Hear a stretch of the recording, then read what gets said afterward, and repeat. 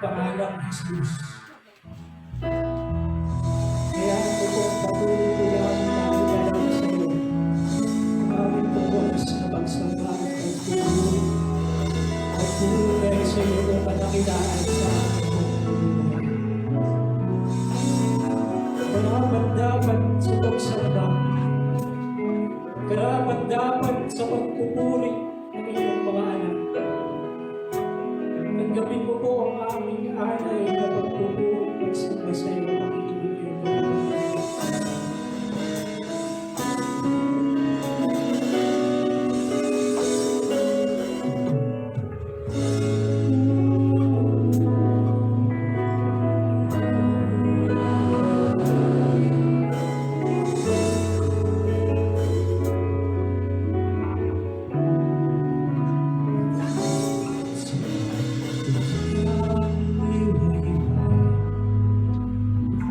Oh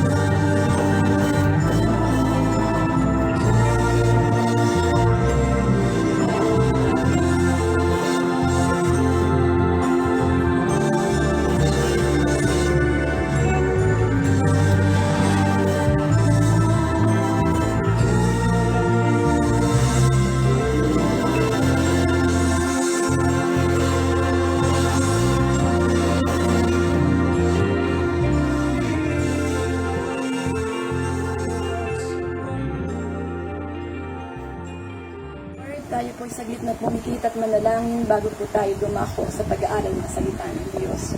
Dakilang Diyos, kami po ay nagpapasalamat minsan pa sa oras na to. Kami ay binigyan mo ng pagkakataon na papurihan ka, parangalan ka, pasalamatan ka sa lahat ng magaganda at dakilang bagay na sa kabila po na nangyayaring pandemya, Panginoon, ay patuloy po namin nararanasan. Salamat sa iyong kabutihan, salamat sa iyong katapatan.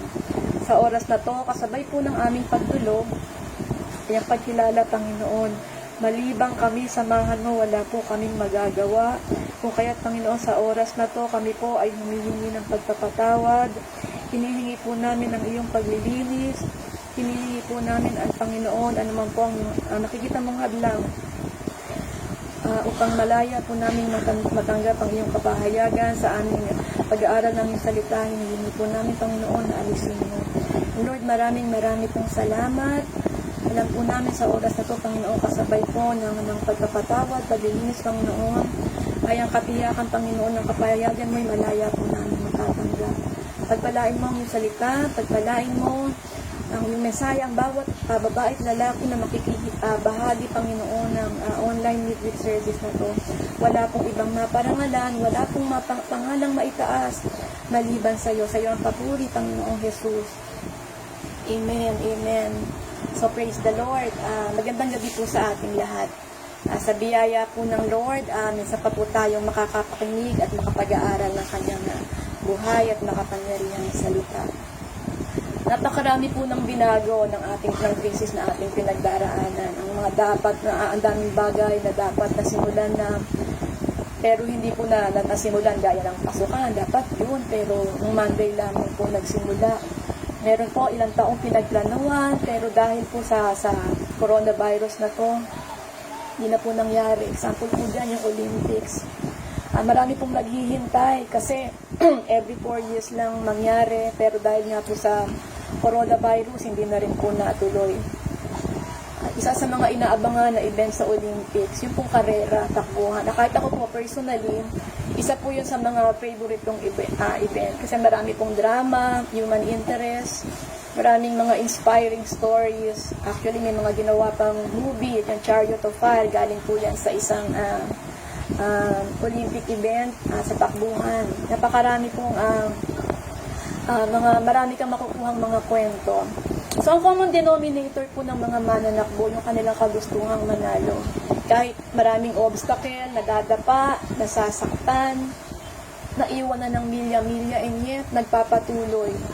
At isa po siguro sa mga madalas gamitin na example na pinili na tapusin yung kanyang takbuhin, si Stephen Akhwari, 1968, hindi po ako nagkakamali, 1968 na Olympics, na nag-uwian na ang lahat, pero nagawa niya pa rin kung tapusin kahit gabi na.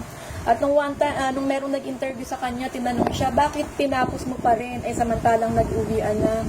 Ang sabi niya, hindi siya pinadala ng kanyang bansa doon sa Olympic game na yon para lamang tumigil.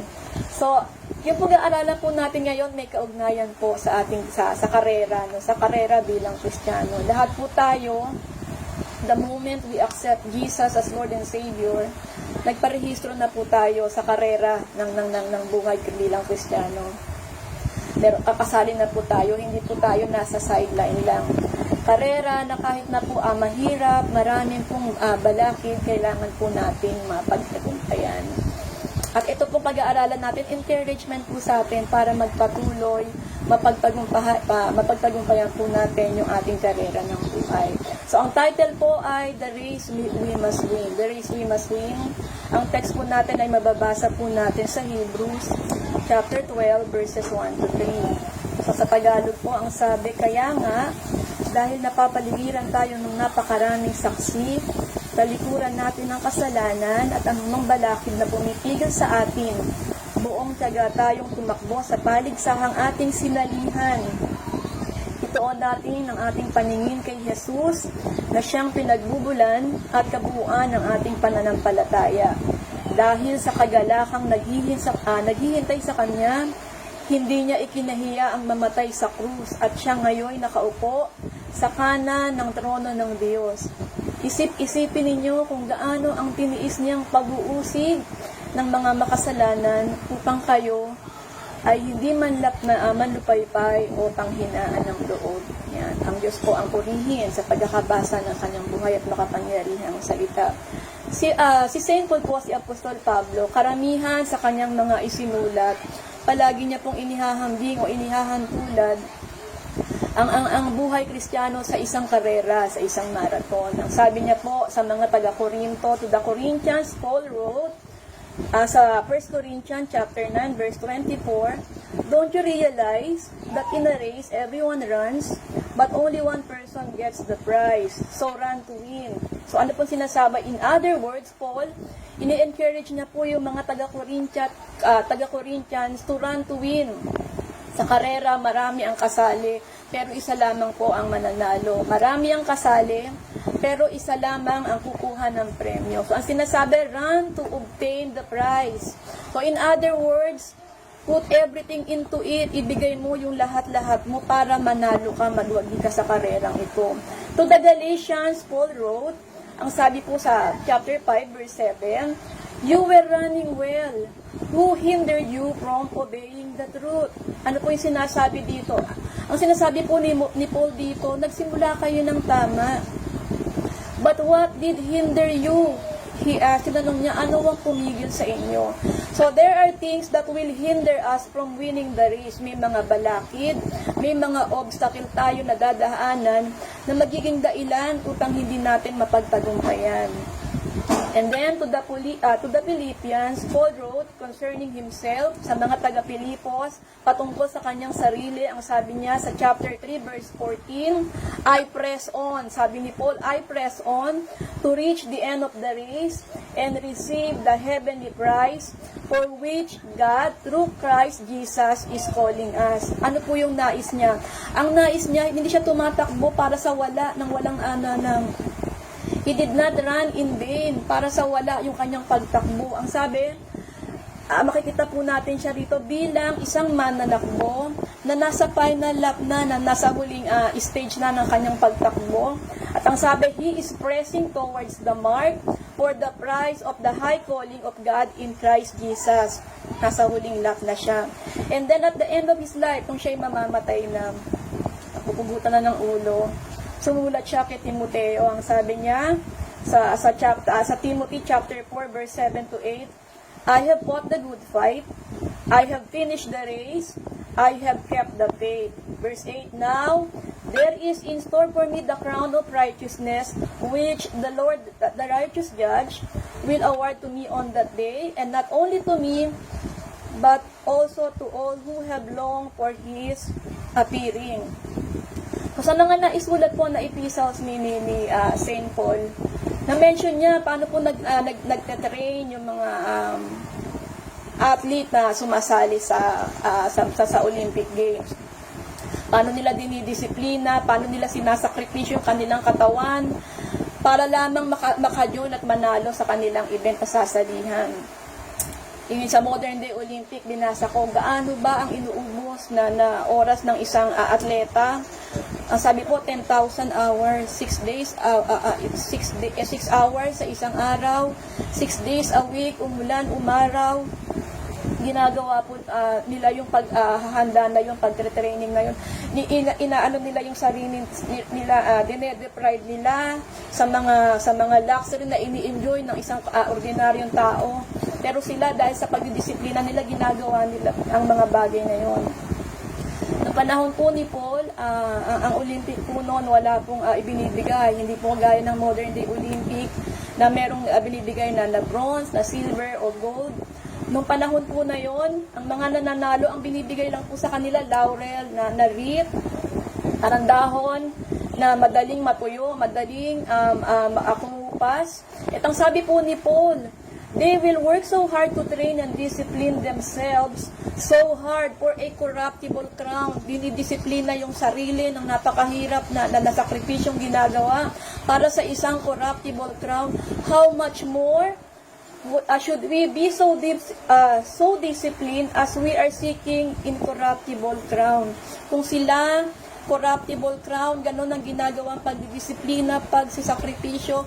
Paano pa kaya tayo na ang ninanais natin ay yung pong incorruptible crown? Sa isang pagkakataon po, si Paul papunta po siya ng Jerusalem. Mababasa po natin yun sa Acts chapter 20 verses 22 to 24. Basahin na lang po siguro natin mamaya sa inyong mga tahanan. So when Paul was on his way to Jerusalem, papunta po ng Jerusalem, hindi niya alam kung anong mangyayari sa hinaharap. Pero inimpress po sa kanya ng Holy Spirit na pagdating niya ron, siya ay makukulong, siya ay igagapos. Pero ang sabi po ni Paul concerning this, that none of these things move me, kahit ako'y makulong, kahit ako'y igapos, none of these things move me, and neither I count my life dear to myself, so that I may finish my race with joy. Ang sabi pong ganun, walang pakialam, hindi siya nag-aalala sa mga obstacles, sa mga balakid na kanyang sa hinaharap na kanyang mararanasan. Ang concern niya lang daw po, ang sabi is to finish the race with joy. To finish the race with joy. Ano po yung joy na sinasabi niya rito? It is the joy of winning. Kagalakan na maranasan niya yung katagumpayan, the joy of the crown of righteousness that he was to receive. So ito po yung dahilan, kaya sabi niya gusto niyang magpatuloy dahil meron siyang inaasahan. Ay punta po tayo doon sa ating text.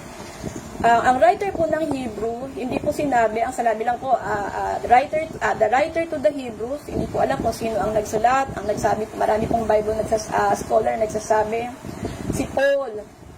Nung sinulat niya po ito, ang nasa background, ang nasa isip niya, yung pong Olympic races during nung mga panahon na yon. Sabi niya, nung panahon na yon sa mga Olympic Games, punong-puno po yung stadium ng mga tao na nanonood sa mga contestants sa iba't ibang mga event. And so, yun po yung backdrop sa Olympic. Ang sabi niya, therefore, since we have so great cloud of witness surrounding us, let us lay aside every encumbrance and the sin which so easily entangles us. Ang sabi niya, since we have so great cloud of witnesses, sino po yung witnesses na sinasabi dito? Pag sinabi pong great cloud, metaphor na ibig sabihin napakaraming nanonood. Sino po yung mga witnesses na sinasabi dito? Yun po yung nire-refer dun sa chapter 11 ng Hebrews. Siguro alam na alam po natin ang chapter 11. Yan po yung mga heroes of faith, mga Hall of Famers, sila Abraham, si Enoch, si Jacob, si Isaac, si Moses. Sila po yung nire-refer dito. Pero sinasabi po dito na yung mga witness na yun, hindi po sila spectators. Ano ba sinabing spectator? Yung mga nag-cheer lang. Hindi niya po sinabi na they are watching us. Ang sinasabi po ni Paul dito, the great cloud of witness, itong mga tao na to, sila Abraham, sila Isaac, sila Jacob, they have run the race and they have won. Sila yung mga patotoo na tumakbo rin, minsan tumakbo sa takbuhing ito, at sila'y nagpagumpay, napagpagumpayan po nila. These witnesses are not passive, hindi lamang sila basta nakatingin lang. Hindi sila silent. Nangungusap po itong mga witnesses na ito sa atin sa pamamagitan ng mga pahina ng Bible na mababasa po natin. Chinicheer tayo na magpatuloy. Habang nababasa po natin, their biblical voices encourage us to run the race. It is worth it, sinasabi po. Run the race, it is worth it. Kung babasahin po natin yung kabuuan ng Hebrews 11, siguro encourage ko po kayo kung hindi niya pa po nababasa. It's about time, basahin po natin ito. At makikita po natin dito yung kaluwalhatian ng kanilang tagumpay. Makikita po natin dito yung mga reasons, yung mga dahilan na nagdala sa kanila sa tagumpay. Makikita po natin yung mga obstacles na kanilang pinagdaanan para mapagtagumpayan yung kanilang karera. So, ang encouragement sa atin nung writer, ang sabi niya pong ganon, para magtagumpay sa ating karera, number 1, tatlong bagay lamang po. Number 1, we are encouraged to lay aside every weight and sin that so easily entangle us.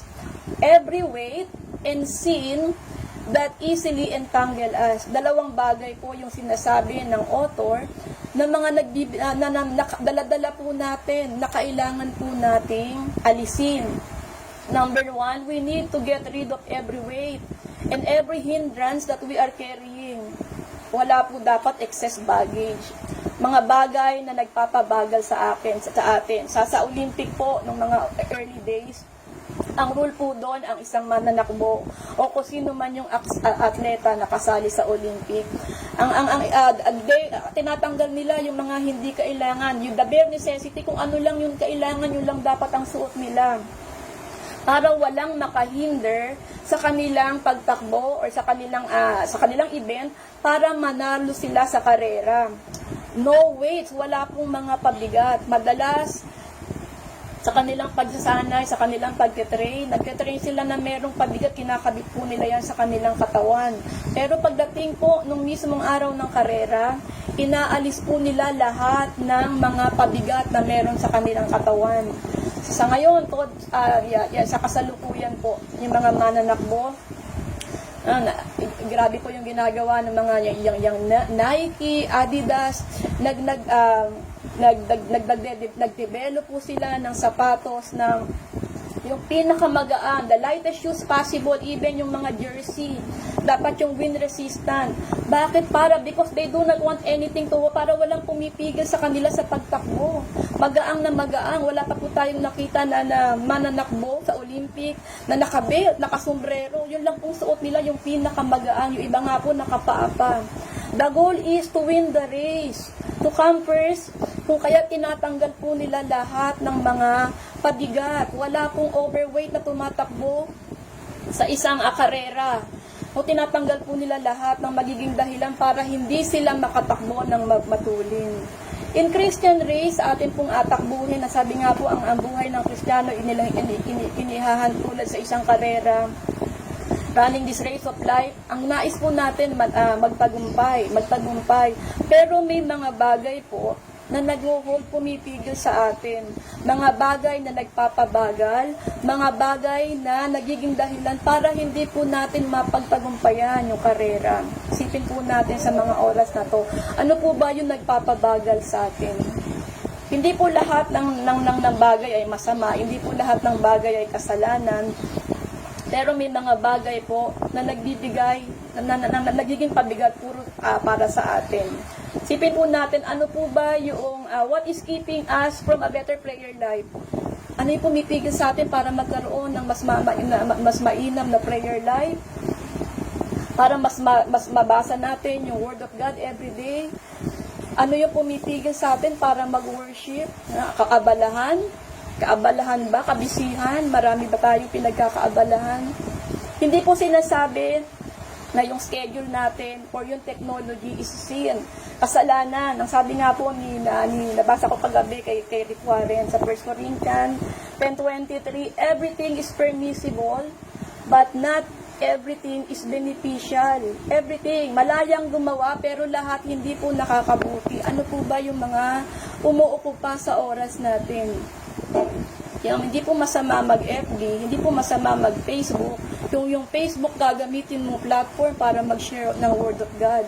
Pero paano po ba natin ginagamit? Di po ba yung ating mga gadget? Ayan, sabi nga po, Jesus is Lord over my gadget din dapat. Paano po ba natin ginagamit yung simula umaga, pagising, hawak mo na FB, hanggang bago ka matulog, hawak mo yung cellphone pa rin? Hindi po masama, di po ba? Kung ginagamit mo to share, to encourage other, hindi po masama na manood. Pero kung ang oras mo, inuubos mo sa Netflix, hindi po ba? Ano po ba pinagkakaabalahan ng marami ngayon? TikTok, di po ba? Ang mga bagay na ito po, isipin po natin, ito po ba ay nakapagpapabilis o nakapagpapabagal ng ating takbuhin? Kung nakakapagpabagal po, dapat iwaksi po natin. Tanggalin na po natin.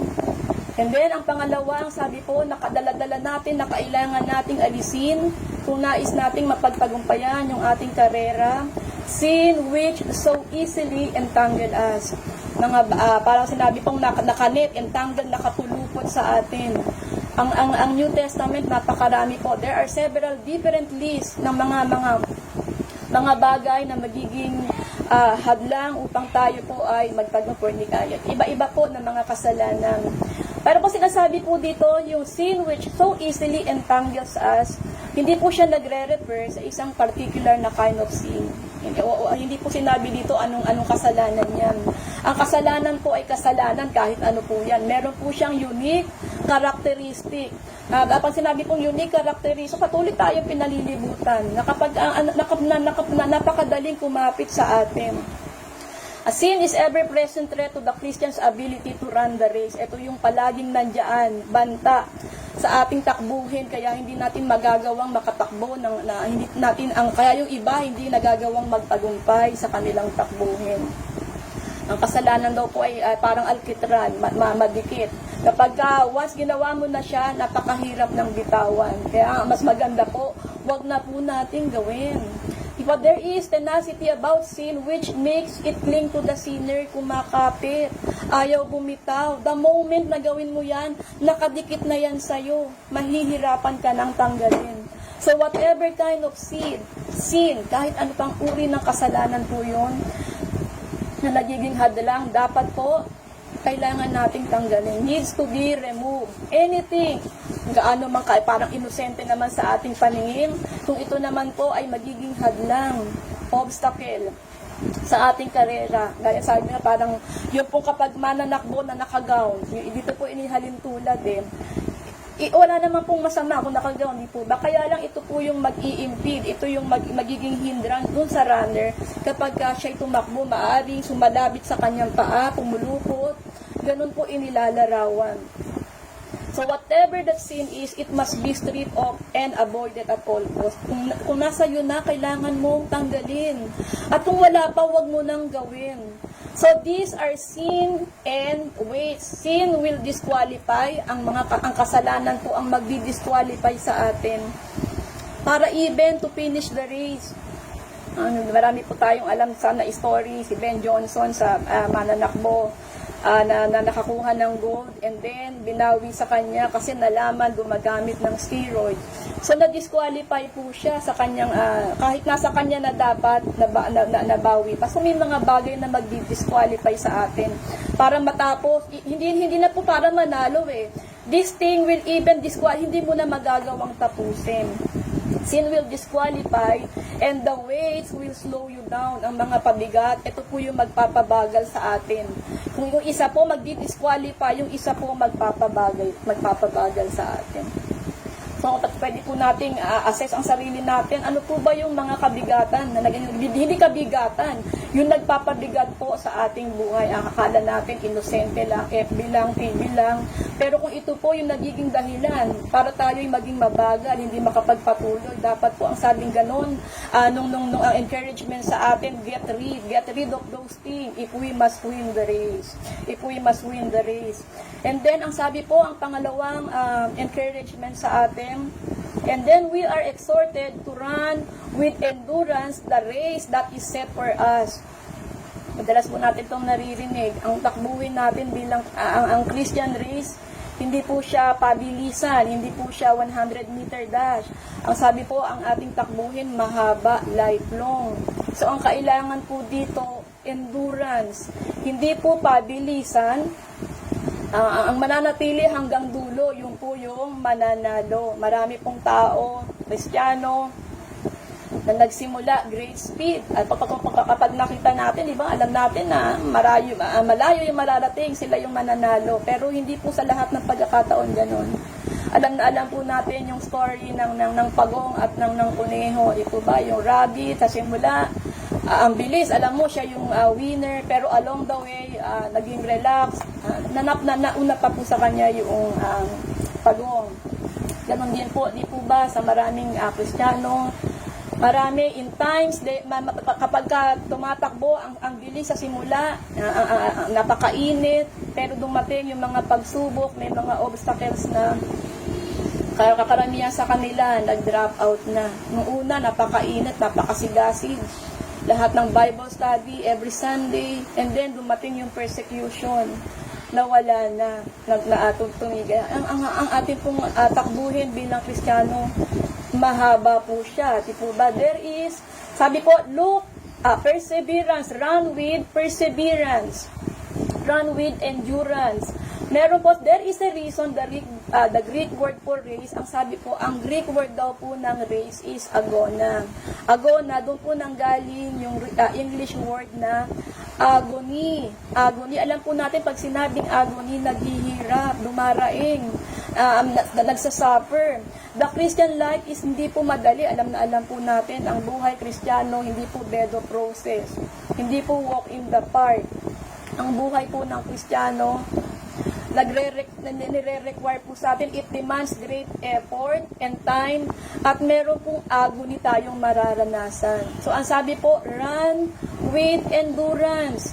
Ang sinabi po, ibig sabihin daw po nung run, yung nung endurance, remain under the challenge. Kahit merong mga hamon, kahit may mga difficulty, kahit may mga struggles, kahit may mga obstacles, kahit may mga challenges, kahit may mga problema, napapagod po tayo, di po ba nananawa? Pero, and yet, we endured, nananatili. Hindi po tayo exempted sa mga obstacles, sa mga problema. Marami po panahon, pagkakataon, feeling natin, hindi na natin kaya. Gusto na po nating sumuko, distracted. Pero ang sabi pong ganon, ang encouragement po sa atin, run with endurance. Huwag po tayong, do not stop being a Christian because it is hard to become a Christian. Hindi po tayo titigil sa pagiging Kristiyano kasi mahirap pong maging Kristiyano. Magpapatuloy pa rin po tayo hanggang dulo. Ang sabi po sa Hebrews chapter 10 verse 38, and my righteous will live by faith, but I will take no pleasure in anyone who turns away. Sa mga tumalikod, hindi po malulugod ang Diyos. And so we run with endurance the race that is set before us. Tatakbuhin daw po natin ng may endurance, pagtitiis hanggang dulo. Yung karera na, sabi set before us, kanya-kanya pong karera tayo. Hindi ko pwedeng takbuhin yung karera nyo at yung karera ko tatakbuhin nyo. Meron pong isinet ang Lord. Hindi po natin, bakit sa kanya madali lang, sana ganun na lang. Bakit sa akin napakahirap naman yata ng pinagdaraanan ko. Meron pong isinet ang Lord, bawat isa sa atin, ang Lord po ang nag-set. At yun po yung kailangan nating takbuhin. Kaya po maraming hindi nakakatapos, na hindi po nagwawagi. Pinipilit po nilang takbuhin yung hindi naman nila karera. Meron pong isinet ang Lord na karera para sa atin, na siya po nating tatakbuhin. So ang sabi po, endured, manatili po tayo hanggang sa dulo kung nais po nating mapagtagumpayan yung ating karera. And then yung huling-huli po, number 1, ang sabi po nung una, tanggalin po natin lahat, get rid of the excess baggage, the sin that it entangles us.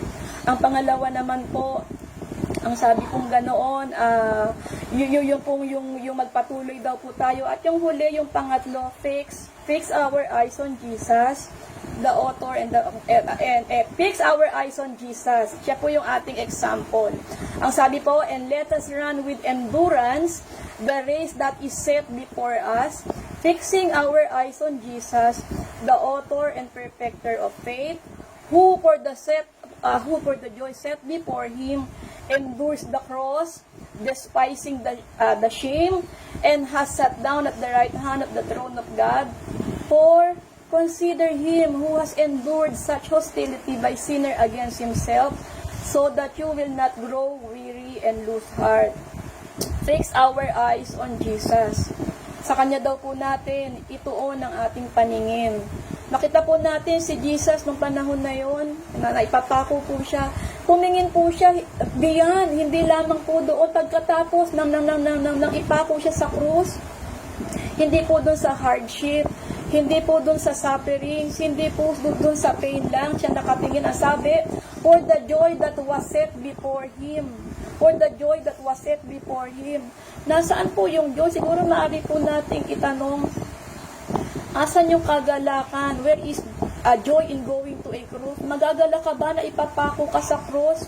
Where is the joy in dying like a common criminal? Kagalakan na mamamatay ka na kagaya ng isang pusakal na kriminal? Kagalakan kung alam mo na yung mga taong minahal mo itinakwil ka? For Jesus, the joy was in what would happen when He finished His race. Ano po yung sabing gano'n? Yung kagalakan niya, yung pagkatapos niya, pag natapos niya na yung kanyang karera. Hindi po during, hindi po bang tinignan niya beyond. After ng karera na yon, for Him, the joy was the day of redemption. Pagkatapos noon, nung cross na yon, alam niya po, redemption. Pagkatapos noon, salvation of all believers. Pagkatapos noon, He would be in heaven with the redeemed. Pagkatapos po noon, the day when He would reclaim the glory He had shared with the Father from eternity past. Pagkatapos po nung mga pagdaraanan na yon, He was able to look past the cross. Hindi po siya nakatingin dun sa cross, bagkos sa mangyayari after nung cross na yon. He was able to despise the shame. He was able to think beyond everything. Sa buhay po natin bilang Kristiyano, na nabubuhay para kay Kristo sa isang mundo na antichrist. Sabi nga po, in our lives living for Jesus Christ in the world that is antichrist, asahan na po natin, we are going to experience persecution. Mararanasan po natin na mape-persecute po tayo dahil sa ating pananampalataya. Makakaranas po tayo hardship, severe hardship, severe obstacle. At ang sabi pong ganun, but we have to look beyond the obstacle. Hindi ka titingin dun sa hardship, hindi ka titingin dun sa sufferings, hindi ka titingin dun sa persecution, beyond. Ang sabi po, ang goal po ang palagi nating titignan. To the prize. Ang sabi po, to the goal, to the prize, even as Jesus did for the joy that was set before Him, He endured the cross, despising the shame. Tinignan niya po yung after. Hindi po madali ang karera, wala pong nagsabi na madali. Napakahirap po ng ating, yung ating pong pinagdaraanan ngayon, mahirap po yan. The race is not easy at times. Marami pong hadlang, balakid, obstacle. Maraming pagkakataon, napapagod po tayo. Asalaman pa rin po tayo, nadi-discourage, nadi-depress. Meron pong panahon na tetempt na po tayo, gusto na po nating mag-drop out, gusto na po nating tumigil. Pero isipin po natin, di po ba, iniisip po natin, ano ba itong ginagawa ko? Ang hirap naman maging Kristiyano, sumusunod ka na nga, and yet, ito pa yung nangyayari. Bakit kung naging Kristiyano na ako, mas marami akong pagsubok? Bakit nung naging Kristiyano, kung kailan naman sumunod na ako, tinanggap ko na siya, mas maraming trials, mas maraming troubles, mas maraming problem, dati pa isa-isa. Ngayon, kabi-kabila, is it worth it? Yun, minsan gusto po natin mag-drop out na, tumigil na lang po. Ito po yung pagkaya, nasa ganitong pagkakataon na po tayo, na iniisip po natin yun. That's when we lose sight of the goal. Tinitignan mo na yung mga problema. We lose sight of the goal. Palagi po, fix our eyes on Jesus. Fix our eyes. Ang sinabi po, pag sinabing fix, get your eyes immediately off the surrounding. Hindi mo titignan yung paligid mo. Get your eyes on Jesus, kay Jesus lang po. When we run the race, kapag tayo tumatakbo, hindi po tayo tumitingin sa baba. Matatalisod ka. Hindi ka titingin sa kanan, hindi ka titingin sa kaliwa. Hindi ka titingin sa circumstances, madi-disappoint ka. Hindi mo titignan yung kagaya mo. Dalawang bagay lang kapag ka tumingin ka. Either mas lamang ka, magiging complacent ka, o bakit naman siya madali? Ang mangyayari, gusto mo nang mag-give up. Ang sabi po, fix our eyes on Jesus. Fix our eyes on Jesus, the author and the finisher of our faith. Siya po yung goal. Di po ba wala po tayong nakikitang mananakbo na nakatingin sa baba, nakatingin sa taas, nakatingin sa likod. Madalas yung tumitingin sa likod, yung po yung natatalo. Diba? Maraming pagkakataon po sa istorya ng Olympic, na kasaysayan ng Olympic, panalo na. Pero the moment na tumalikod, nalampasan pa. So dapat ang the usual, nakatingin po doon sa goal, doon sa finish line. At tayo po bilang Kristiyano, asan po yung ating finish line? Ang finish line po natin si Jesus. So we fix our eyes on Jesus. Remember the goal. Isipin po natin kapag sa the moment na gusto na po natin mag-give up, remember the goal. Remember the goal. Di po ba meron tayong goal, merong prize, at magiging worthwhile. Iniisip natin, it's not worth it. Pero kapag the moment isipin po natin yung goal, magiging worthwhile. And one day, ang sabi kong gano'n, ito po yung madalas nating pinag-aaralan sa kasalukuyan, preparing for eternity. Paghahanda po ito, itong karerang ito, dapat nating mapanalunan, mapagtagumpayan sapagkat ito po'y paghahanda. One day, we will stand before the judgment seat. Kapag napagtagumpayan na po natin, having finished the race, I will stand before my Lord. We will stand before the Lord, di po ba? Doon po sa judgment seat of Christ. At ito po yung mga sa makakatapos ng those who will win the race, ito po yung kanilang maririnig, yung His word of commendation. Alam na alam po natin ito daw po yung sweetest word. Sa Matthew 25, chapter 25, verse 21, well done, my good and faithful servant. Well done, enter into the joy of the Lord. His master said to him, well done, good and faithful servant. You have been faithful over a little, I will set you over much.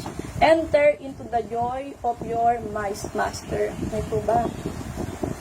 Meron po tayong tinitignan. One day, kapag ka po matagumpay natin na natapos yung ating karera, haharap po tayo sa Kanya. At sabi nga noon, sasabihin sa atin, well done. Papasok, well done. Di po sabi, enter into the joy. And then we will realize, ito pong joy na to, eternal po ito, eternal. Wala na pong katapusan. Ang sabi po sa Romans 14:17, for the kingdom of God is righteousness, it is peace, it is joy, Dito po tayo papasok sa kingdom na ito, di po ba? The joy of that kingdom, ito po yung mararanasan natin kapag tayo po'y nakapagtapos. When we finish the race, we win the race. Sabi po ni Paul, di po ba yun dun sa 2 Corinthians chapter 4 verse 17, for our momentary light affliction, sa panandalian, temporary, sandali lang naman temporary light affliction is producing as an absolute incomparable eternal weight of glory. Wala po itong nararanasan po natin kung nagsasuffer man po tayo ngayon. Bali, wala po ito compared with the glory na i-reveal po sa atin, the eternal glory. So, napakahalaga po to fix our eyes on Jesus, upon the goal. Si Jesus po yung goal natin. Napakadali pong madistract sa mga bagay sa mundo na to. Kapag the moment inalis po natin yung ating attention sa ating Panginoon, madali po tayong madistract. At kapag tayo po'y na-distract na wala po tayo sa focus, ano po yung madalas nangyayari? Tayo po'y natitiso, tayo po'y napapate, tayo po'y nadadapa. Sabi po ni Paul, di po ba ito, I press towards the mark for the prize of the high calling of God in Jesus Christ. So palagi po, di po ba nais po nating mapagtagumpayan itong ating karera. Hindi po magiging madali. Pero ang sabi po ni Jesus, may pangako naman po siya sa atin He will never leave us nor forsake us. Palagi, every step of the way, sa bawat hakbang po natin, kaagapay po natin ang ating Diyos. Kaagapay po natin siya. So in conclusion, sa mga mananakbo po, meron pong may tinatawag po dito, meron po siyang interesting phenomenon. Pag sinabi pong phenomenon, hindi maipaliwanag na pangyayari. In running, there is an interesting phenomenon. It is called second wind. Second wind. Kapag po ang mga mananakbo, hindi po ako mananakbo, nag-try po ako dati niya, sumali po ako, pero hindi ko po kinaya kasi hindi po ako nag-prepare. So along the way, nag-give up po ako. So hindi po ako nakakuha ng prize. Pero ito po ang sabing gano'n, yung mga mananakbo, habang sila po tumatakbo, dahil po yung mga nire-refer po to sa mga long distance runner. Darating yung pagkakataon, sila yung manghihina, mapapagod. Ang hihina na. Parang, kung nanonood po kayo, ako mahilig po kasi akong manood ng Olympics. Yung mga iba, yung halos hindi na maihakbang yung paa, binibit-bit na ng mga kasama niya para makatawid na ng finish line. So, ito po yung panahon na hindi mo na halos maihakbang. Hirap ka na na humakbang na isa, masakit yung tagiliran, kinakapos na sa paghinga. Ang sabi po, the fascinating thing about the body, ito po yung hindi maipaliwanag na phenomenon dito. The fascinating thing about the body, if you will push through that weariness, kahit na hilang-hila ka na, hindi mo na kaya, gusto mo nang sumuko, gusto mo nang mag-give up, and yet, di ba, ang sabi kong ganun, if you nagpatuloy pa rin po, you will receive what is commonly called the second wind. Kapag nanghihina ka na, and yet, tinuloy mo pa rin, yung parang automatic sa katawan mo may mangyayari po na magiging madali na para sa iyo yung tumakbo, magpatuloy kahit na parang hindi ka na po napapagod. Yung apply po natin sa ating pong mga buhay, sa ating pong mga takbuhin. Yung meron po sa atin, sa mga nakikinig ngayon or na nakibahagi na nasa punto, napapagod na, di po ba? Normal naman po ang mapagod, hindi mo na kaya, gusto mo nang mag-give up, ayaw mo nang magpatuloy. Ito po yung encouragement sa atin eh. We need to press through, magpatuloy pa rin. Kasi sabi nga po dito, ito po yung amazing eh. Ito po yung amazing, ito po yung nakamamangha. Personally, naranasan ko na rin po ito, kaya ko pong patotohanan. Yung sa mga, hindi naman po tayo, lahat naman po hindi exempted sa mga pagkakanahon na di-discourage, na di-disappoint, na di-depress. Pero ang sabi nga po, nung sa panahon mo na yon, na gusto mo nang tumigil, di mo na kaya, pero pipilitin mong magpatuloy. Dahil nandun yung resolve mo sa sarili mo na magpapatuloy. And then, we will find the strength of the Holy Spirit come upon us and enabling power of the Holy Spirit, and we can go on forever. Nakakapagpatuloy po tayo under the strength and the power of the Holy Spirit. Di po ba kaya po nating magpatuloy? Gusto mo nang mag-give up? Pero kung pipiliin po natin na sa kabila ng kapaguran, di po ba, ng mga nararanasan, pipilitin po nating magpatuloy. Hindi po tayo iiwan ng Holy Spirit. Siya po yung mag-e-enable sa atin. Yung kalakasan niya po, not on our own strength, hindi sa sariling kalakasan, magagawa po nating makatawid sa finish line.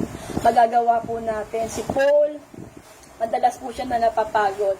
Pero alam niya po yung reward eh. Ang sabi niya mga po, di po ba, sa huling bahagi ng kanyang buhay, I fought the good fight, I have finished the race, I have kept the faith. So para po sa atin, na tumatakbo pa, di po ba, nasa karera pa. Si Paul po ang sabi niya, I have fought the good fight. Para sa atin po, keep on fighting. I have finished the race. Keep on running. I have kept the faith. Keep on believing. Patuloy po tayong maniwala, patuloy po tayong manampalataya na meron pong magagawa ang ating Diyos. Maitatawid niya po tayo. Fix our eyes on Jesus, the author and the finisher of our faith. Yung ginawa pong maganda ng Diyos, the God who began a good work, the God who began a good work in us, is going to complete it through Jesus Christ, the author and the finisher of our faith. So, ang sa atin po, magpatuloy, give it our best shot, di po ba? Magpatuloy, alisin, remove all the sins and the weight that hinder us, and then endure to the end, and then fix our eyes on Jesus, the author and the finisher of our faith. Amen po ba? So sa encouragement mo, tatapatuloy po tayo. Alam po natin ang lahat ay temporary lang. Anandalian, darating ang araw, haharap po tayo sa ating Panginoon. At maririnig po natin kung tayo pagtatagumpayan, kung magpapatuloy po tayo, alam kong magpapatuloy po tayo, at alam kong sama-sama po tayong magtatagumpay. Maririnig po natin, well done, my good and faithful servant. So tayo po ay pumikit at manalangin para po sa ating panghuling panalangin. Panginoong Diyos, maraming pong salamat sa patuloy na pagtuturo at pagtutulog mo sa amin. Salamat po sa iyong kapahayagan. Salamat na sa aming lakbayin sa buhay na ito bilang Kristiyano, Panginoon. Marami pong balakid, maraming hadlang. Pero salamat, Panginoon, meron ka pong pangako sa amin. Ang sabi mo, hindi mo kami iiwan, hindi mo kami pababayaan. Pangahawakan po namin ng iyong salita sapagkat alam po namin ikaw na aming Diyos ay Diyos na tapat. Ikaw na aming Diyos ay Diyos na hindi sinungaling. Ikaw na aming Diyos ay Diyos na tumutugon sa amin kung kami ay tumatawag sa iyo. Kami po ay nananampalataya na kung paano mo kami tinawid, Panginoon, sa mga nakaraang pagsubok sa aming buhay.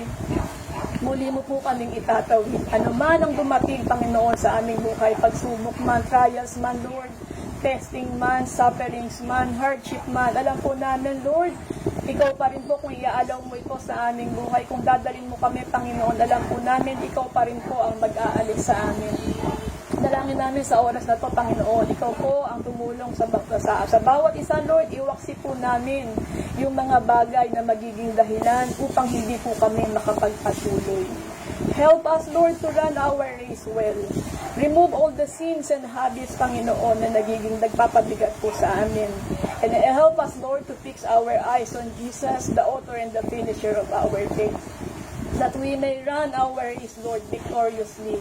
Matapos po namin ang aming takbuhin, Panginoon, ng may katagumpayan. Gayon din po, Panginoon, ang dalangin ko sa oras na to, sa mga nakibahagi po sa pag-aaral ng iyong salita. Panginoon, mga babae at lalaki, Panginoon, na inuuna kang hanapin. Lord, I pray sa oras na to, alam mo po ang kanilang kalagayan. Alam mo po ang kanilang pinagdaraanan. Lord, I pray, Panginoon, ikaw po ang kakatagpo sa bawat isa. Hipuin mo po sila, Panginoon. Tatagpuin mo ang kanilang pangangailangan. Sa sino mang may kabigatan, Lord, nalulumbay, Lord, igawad mo po ang kapayapaan sa ilang masusumpungan. Sa mga natatakot, Panginoon, nangangamba, Lord, punuin mo ng kagalakan ng kanilang mga puso. Lord, maraming salamat. Patuloy po namin hinihingi sa iyo, Panginoon, na patuloy mo kami patnubayan at gabayan. Patuloy po namin hinihingi sa iyo, Panginoon, ang kalakasan, ang karunungan sa lahat ng aming gagawin, Lord. Patuloy mo po kaming asamahan, Panginoon. At ang dalangin din namin, Panginoon, sa lahat po ng oras, patuloy po naming maranasan ang iyong kalapitan. Salamat po na marami. Sa iyo po lahat ng papuri at pasasalamat.